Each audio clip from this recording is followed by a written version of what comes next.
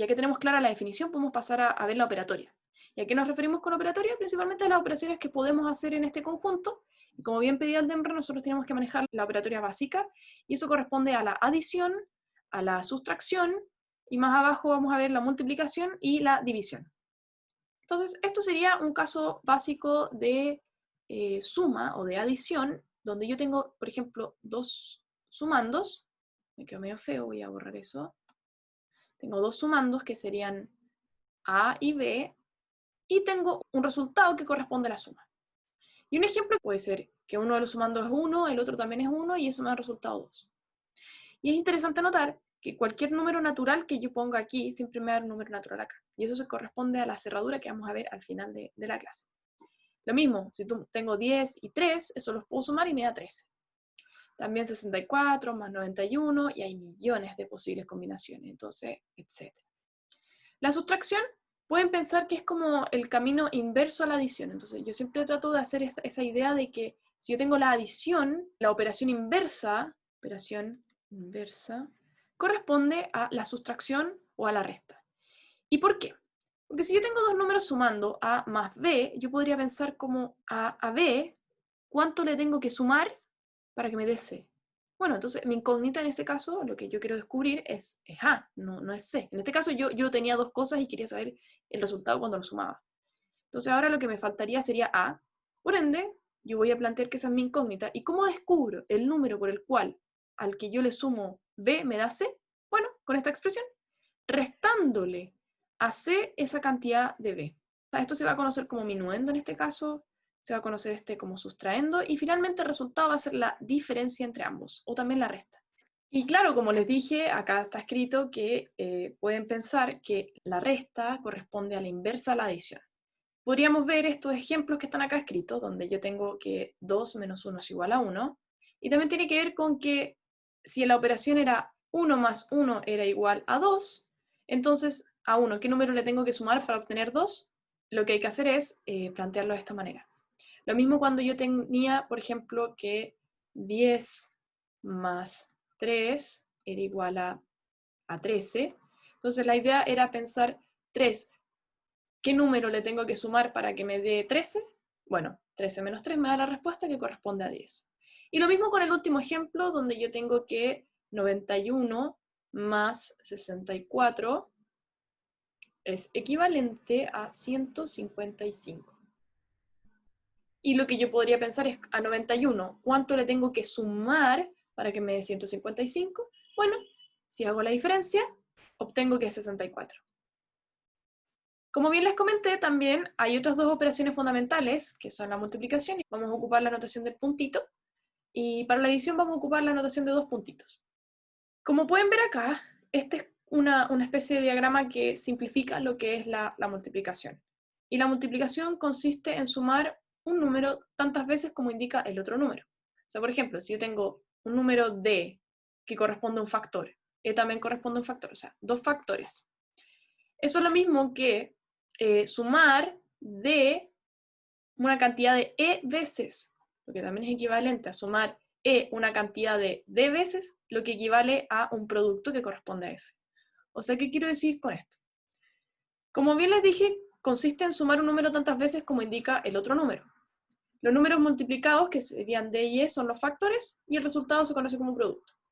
Entonces veamos qué significa la notación 4 por 3. Saben que es 12. Entonces la pregunta es, ¿qué es lo que está pasando atrás? Bueno, ustedes pueden pensar que esto es equivalente a 4 veces 3, o sea, 3 más 3 más 3 más 3 me da 12, lo que es verdad. O también pueden leerlo al revés, como 3 veces 4, o sea, 4 más 4 más 4 me da 12. Y claro, corresponde a lo mismo. Entonces, como ejemplos tenemos 1 por 3 me da 3, porque una vez 3 me da 3 nomás. 8 por 5 ustedes pueden demostrar que es 40. 15 por 31, que es un poquito más complicado, corresponde a 465. Bueno, como también teníamos una especie de inversa para la suma, también tenemos una inversa para la multiplicación, y en este caso corresponde a la división. Primero veamos qué significa cada uno de estos valores. F en este caso va a corresponder al dividendo, mientras que D va a corresponder al divisor, que es el que divide al dividendo. Y a través de esto queremos obtener un número que corresponde al cociente, que es de alguna forma, ¿cuántas veces? Esto suena un poco mal, pero informalmente yo he escuchado mucho que dicen cuántas veces cabe D sobre F. Y cabe E veces. En verdad eso suena medio extraño, pero si bajamos un poquitito y vemos la definición, creo que va a quedar un poco más claro. Veamos que la operación de la división es la inversa. ¿Por qué? Porque consiste en calcular el valor por el cual un factor E en la multiplicación con otro factor, que en este caso correspondería a D, me da un producto F. Veamos un ejemplo. Antes teníamos que 1 por 1 me daba 3. Entonces ahora yo podría pensar que si tengo el producto que tenía antes y lo divido por uno de los factores, me tiene que dar el otro. Porque 1 por 3 me da 3. Entonces 3 dividido en 3 me tiene que dar 1. Porque de alguna forma el típico ejemplo es como si tengo 3 elementos y lo divido en grupos de A3, ¿cuántos grupos obtengo? Bueno, si los junto en grupos de A3, obtengo un grupo. Lo mismo con 40 dividido en 8, porque yo sé que 5 por 8 me da 40, y volviendo a la misma multiplicación que vimos antes, vamos a tener que 31 por 15, bueno, recuerden que la multiplicación es conmutativa, me da 465, por ende, si yo a 465 lo divido por ejemplo, este factor que es 31, me tiene que dar 15. Como bien dije, no vamos a hacer tanto hincapié en las operaciones básicas, sino que vamos ahora a ahondar más en las propiedades que nosotros encontramos con esto. Y una de las propiedades fundamentales, por ejemplo, para la suma, es la conmutatividad, donde significa que no importa el orden en el que estén los sumandos. O sea, si yo tengo A más B, eso es equivalente a B más A. Y en algún minuto lo nombré más arriba. Y tiene que ver con la definición así meramente de las matemáticas, de cómo yo defino la suma. También existe otro término que corresponde a la asociatividad. Y como no importa el orden en que se operen dos sumas consecutivas, el resultado es el mismo. Entonces, por ejemplo, si yo tengo A más B, pongo un paréntesis, y ese paréntesis hace referencia a lo que yo hago primero. Entonces, como así el paréntesis siempre es lo que yo hago primero, lo que yo más que hago resuelvo primero. Al final lo que me está diciendo la asociatividad es que resolver esto antes que esto es lo mismo que resolver primero esto y luego sumarle esto. O sea, A más B, hago esa operación y le sumo C, es lo mismo que B más C, hago esa operación y obtengo A. O sea, esto es equivalente. Y también, como dije, es un axioma asociado a la suma. Para el caso de la multiplicación, también nos encontramos con la conmutatividad y con la asociatividad.